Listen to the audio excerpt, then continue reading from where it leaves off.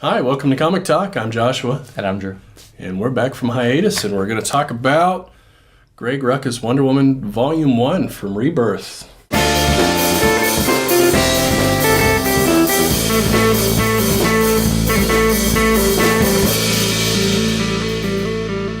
Alright, so yeah, let's talk about this. This is Greg Rucka, Liam Sharp, and somebody else, Laura Martin. She do the coloring? Probably.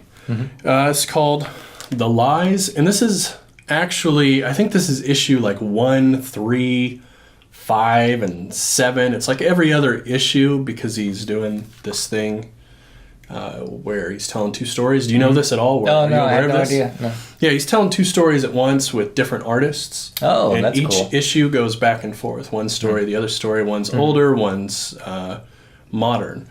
So I think... This would be the modern one? I guess this is the modern story of the two, it seems like. Yeah. One is like a before and one, I guess.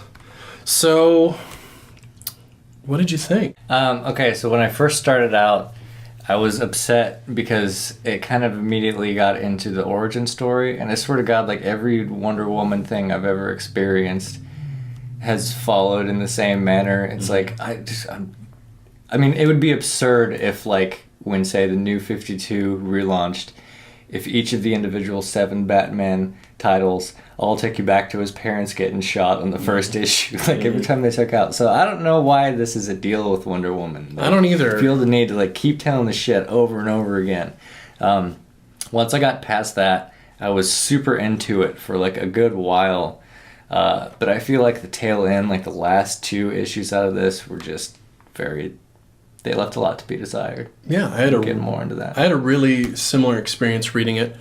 I did like that he went a little meta-contextual with it and said, and sort of addressed head-on the fact that the origin keeps being retold for Wonder Woman. And so in his retelling, it includes this idea of, well, which one is real, which is a very, like, 80s DC kind of trick, right, that he brought back. Yeah, and I mean, every time, somebody tips their hat to something that I'm, upset about initially, it's always like, kind of okay. But it's still, the sentiment's there. Like, quit telling me this fucking origin story. I agree.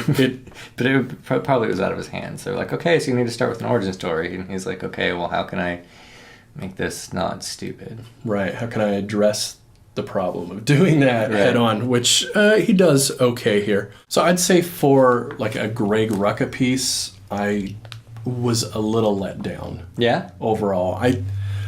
It doesn't have that cohesion and sort of character-driven qualities to it that I really sort of look for with him, where, the things I've read of his tend to bring things down to a very...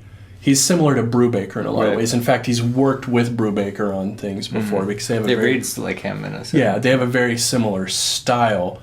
But to me, I felt like this was a good chance to really focus in on her character, but I didn't... For some reason, I never quite felt like he was nailing the voice. I didn't have really too many problems with her voice. The thing that I kind of felt cheated in, I guess, a similar manner about was that, with all this origin story shit that we go through, I didn't really know anything about Cheetah, And she pops up all the time, like, and all the Justice League and Young Justice shit, like everything, like bigger picture Wonder Woman that I've seen, she's been fucking there. So it was cool to actually see her get some story time and some narrative and, like, who is she and why and all that, because I didn't know any of that. Right. But yeah, I felt like that whole arc, which is very expository of both of them, in a dimension that I hadn't experienced before, was cut off like maybe 2 issues earlier than it should have in order to, like, wrap up for like a whole 2 issues. It felt like 2 issues of wrap up after that. Yeah. Like I kept expecting to get to like a fat thing of like variant covers or something in the back, like maybe they gave the artist a lot of shit in the back, and they didn't. Like it just kept being more and more pages. I get the sinking suspicion here that those other issues, that it somehow ties into both together to where that long wrap up probably has some sort of consequence in the other one. Mm-hmm.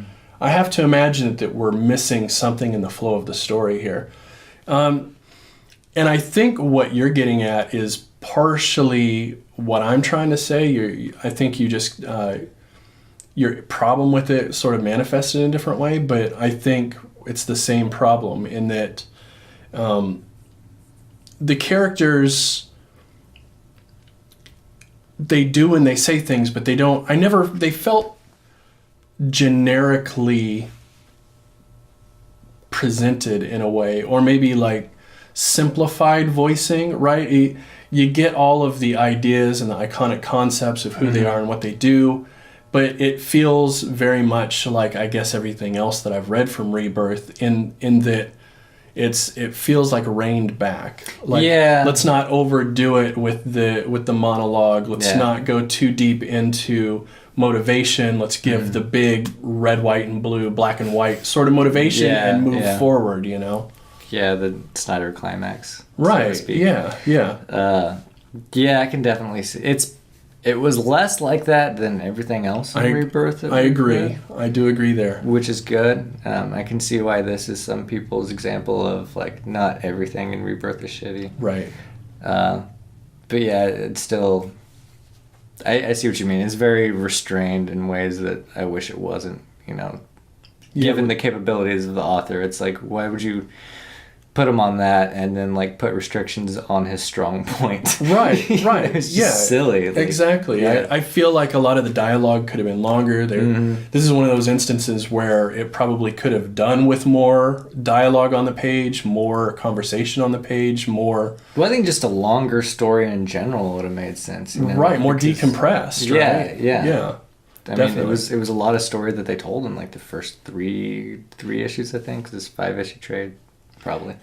Yeah, and it moves very quickly through not really that much happening. Like it moves very fast through seemingly nothing in a strange way that felt a little bit vapid to me, especially again for somebody like Greg Rucka. Like if this was, you know, Scott Lobdell or you know, somebody who writes more just here's something fun that happened with Tinian or something. Here's what happened with Green Arrow this week. And that fun, you know what I mean? He kicked this guy's butt and jumped around and did a flip and it was fun, right? This new kind of hero. Yeah, you know, but for Greg Rucka, I just don't see the point. But it's a good example of, I think, how to write at this level. This, honestly, as with most of Rebirth, kind of young adulty in terms of like writing depth or decipherability, right? Like I feel like somebody at like a 14-year-old reading level could read through this without getting confused or not understand why something is there. But at the same time, it's for that person maybe at that proximal zone where it's like just a little bit difficult for them, you know, because the stuff that they're used to reading, you know, doesn't quite, like, I would say this is probably a tougher read than, like, what's an example?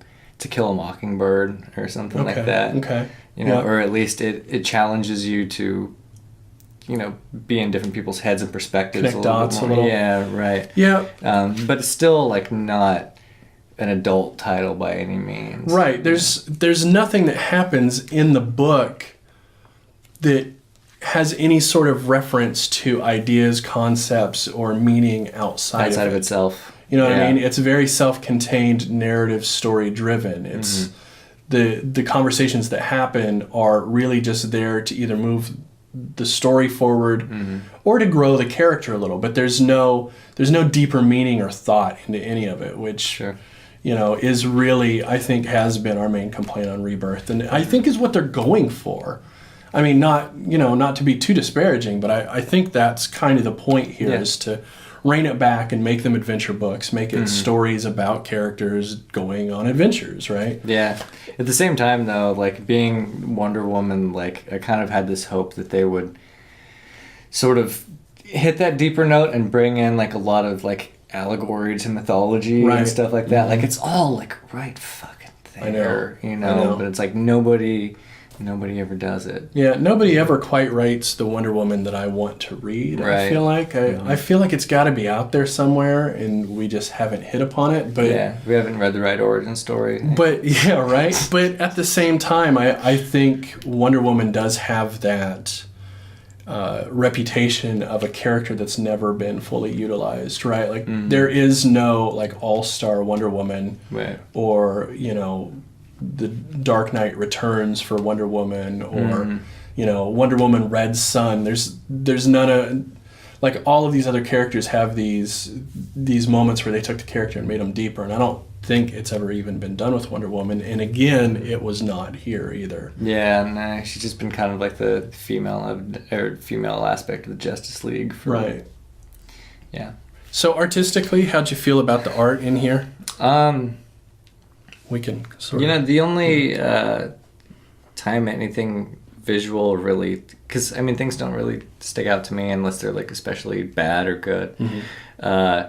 There was a couple places when the paneling like didn't really make sense, but the art itself I would say is kind of like on the upside of standard. Like there's some cool amounts of detail and stuff in there. I mean, it doesn't feel phoned in any way, Right.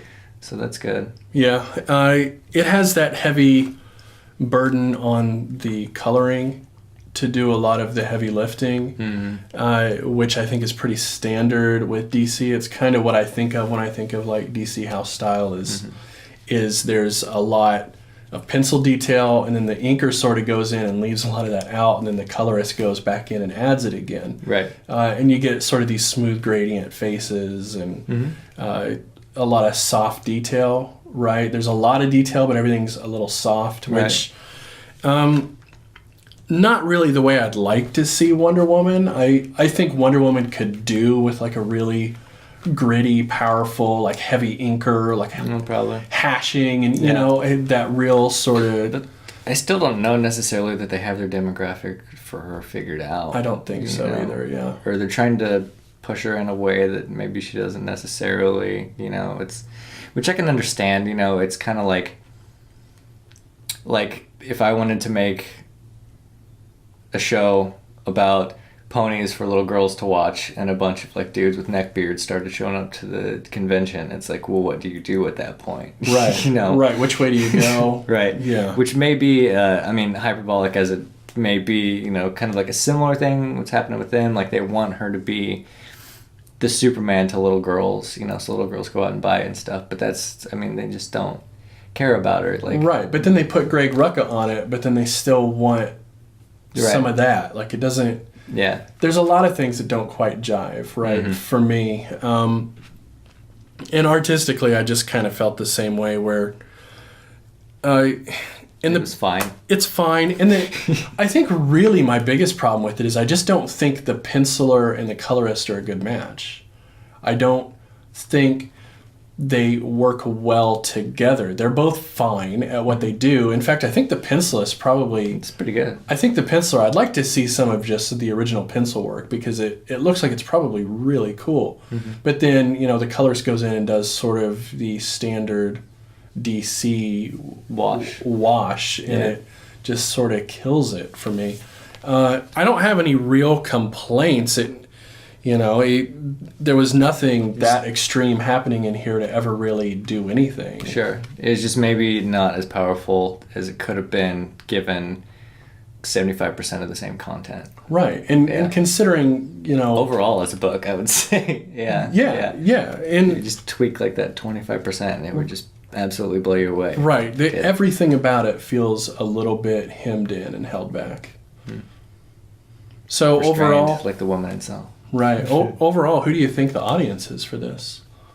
Who would I recommend this to?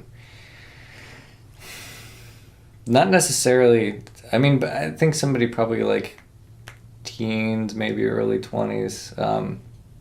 Not necessarily a female. I think 14-year-old boy would be just. There's nothing about this that's particularly gendered, and Steve Trevor, right? He's in it enough too that if you're just looking for somebody to relate to, I think it works for either. if you can't relate to an opposite gender, I don't know why you wouldn't be able to. I thought, if anything, she is relatable in here. Yeah. So. Definitely. But yeah, I think about the only person I would really recommend this to, like legitimately, is somebody who was already digging like a lot of the Rebirth stuff and said they hadn't read this yet. Oh yeah. I would say, if you like Rebirth, if you like what you've been reading, then go get Wonder Woman, because you'll probably think it's one of the better things that you've read from the relaunch initiative. Yeah, which I do, but that's not to say that I like that other stuff. Right. It's just I like this the most out of Yeah, I'd still, we've been given. If I had to give this a out of 10 rating, I'd probably give it a 6, maybe Yeah, that's fair. maybe a high 6. Yeah. It's above like a very, very average title that just comes out month to month and you pick up and go, yeah, that's a comic book. Right? It's slightly better than that, but not by much, really. We are back from the hiatus. We were gone for a little while, so I appreciate you tuning back into us. We'll be back in about a week or so. I think we're going to do Snot Girl next. Brian O'Malley, isn't it? Brian O'Malley? I believe so. He's the guy that did Scott Pilgrim.